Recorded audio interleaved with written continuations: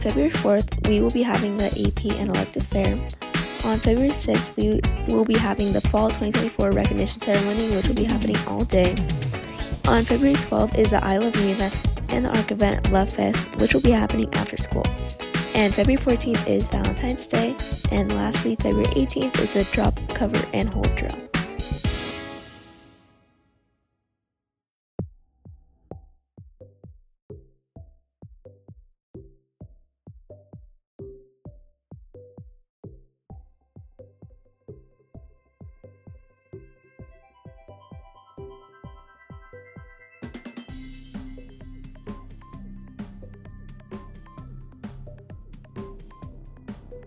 Vivian Thomas is a talented surgical technician and researcher who, despite racial and educational challenges, developed both techniques and tools that are still used for heart surgery and treating congenital heart conditions. His contributions to cardiovascular health earned him an honorary doctorate from Johns Hopkins University in 1976, as his innovations have saved and educated later generations of healthcare providers and researchers. Dr. Charles DeWitt Wald spent most of his life fighting for civil rights and quality healthcare for people of color and the underprivileged. Breaking down racial barriers, Watts worked hard to push for the certification of Black medical students. Along with his activism, Watts was the first Black man to be certified by a surgical specialty board in North Carolina. Mary Eliza Mahoney was the first professional Black nurse in the United States.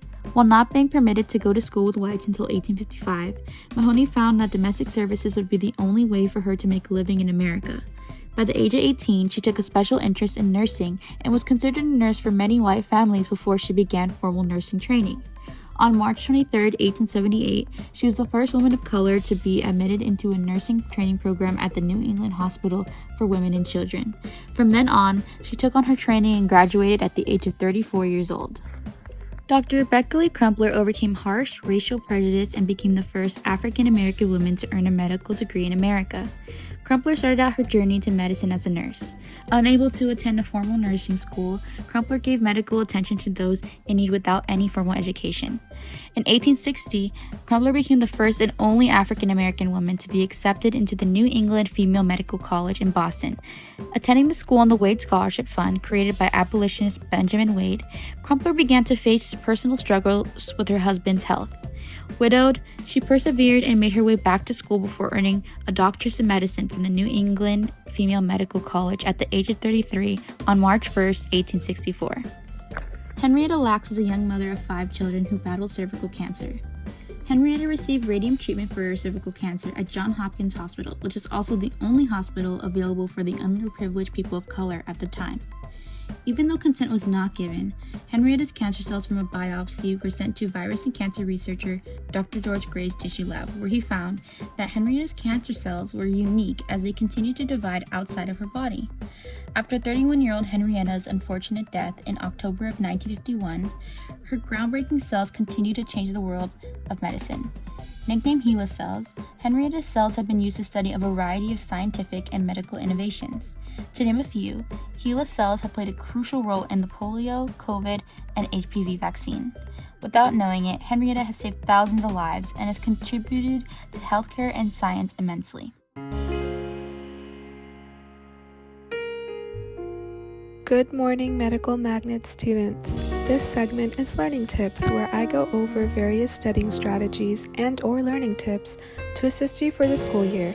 My name is Alexandra, and today we'll discuss how to create efficient study groups. A study group is a collaborative learning method where students come together to review academic material, share insights, and support each other in understanding difficult concepts. By discussing topics, asking questions, and explaining ideas to your peers, everyone can reinforce their knowledge and gain new perspectives. Studying alone can be effective, but sometimes a good study group can boost motivation and help you understand tough concepts better. But not all study groups are productive, so here's how to create an efficient one. Number 1, choose the right people. Pick members who are serious about studying, not just friends who will turn the session into a hangout. Ideally, your group should be a mix of strengths so everyone can contribute. 2, keep it small and focused. Avoid large groups. 3 to 5 people is a sweet spot. Too many voices can make it hard to stay on track. 3, set clear goals. Start each session by outlining what you want to accomplish. whether it's reviewing a chapter, completing a worksheet, or preparing for a test. Having a goal keeps everyone accountable. 4. Assign roles. Give each person a role. Someone can lead discussions, another can take notes, and another can quiz the group. This keeps everyone engaged. 5. Use active learning techniques. Instead of just reading notes, use active learning. Quiz each other, teach a concept to the group, or use flashcards. This helps with retention. Stay on track, but take breaks. Set a study schedule, like 45 minutes of focus followed by a 5-minute break. This keeps your brain fresh and prevents burnout. 7.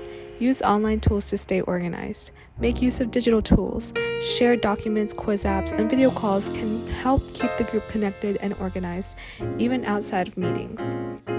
With the right group, clear goals, and active learning strategies, study groups can make learning more effective and even fun. Try these tips and see the difference.